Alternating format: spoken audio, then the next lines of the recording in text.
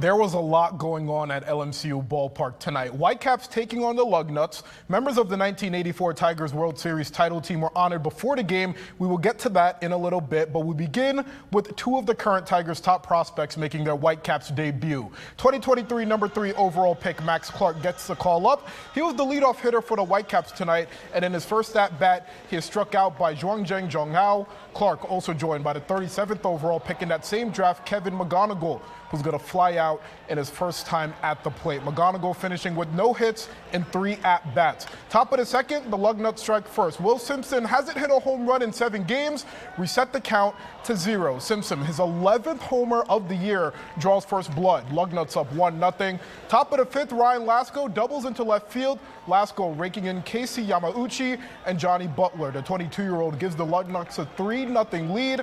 Next inning, Max Clark notching his first hit as a Whitecap. A choice out leads to Clark being safe at first. Clark finishing with 1 hit and 1 strikeout and 4 at-bats, but it was all Lugnuts in this game. 5-1, the final. I heard about the crowd before getting here, but I was still shocked. And then I talked to all the guys in the dugout. I was like, is this the biggest crowd you guys had? And they're like, no, no, no. I was like, yeah, it was definitely shocking. It was awesome. Yeah, I'm the same way. Like, we had heard that it's like big and nice and it's always packed, but until you really feel it, it's not the same. I mean, we probably got, 300 people at Lakeland games? Yeah. Like, on a good day. I mean, it's just too hot. So, and like, it just filled up the entire stadium. So it was super cool. Like I said, it's a blessing to be here, and it's really nice when you don't always have to like bring it. The crowd kind of brings your energy for you.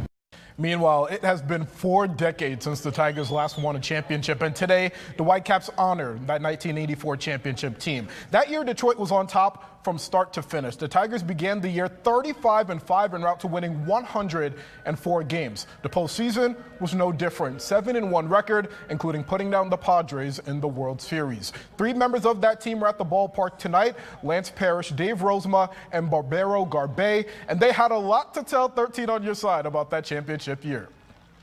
And Dave, look, 10 minutes up the road of your hometown of Grand Rapids, you idolized the 1968 squad that won a title. So for you to follow in their footsteps and win a title of your own, how much more did that 1984 championship mean to you? Well, to me, it's like, you keep a vision open, a dream come true. Being from Grand Rapids and being a 68 fan ever since probably 5, 6, 7, and then you get drafted by Detroit. You make the team, you walk on the field in 1977. 8 years later, you win a World Series, which only 4 teams in their history ever did it, and only 1 team wins a year, and you kind of go, wow, goosebumps. I just feel like a dream came true. But didn't you think after '84 that we were going to do it a couple more times? They got rid of me. you get that. I was free agent. It went right downhill.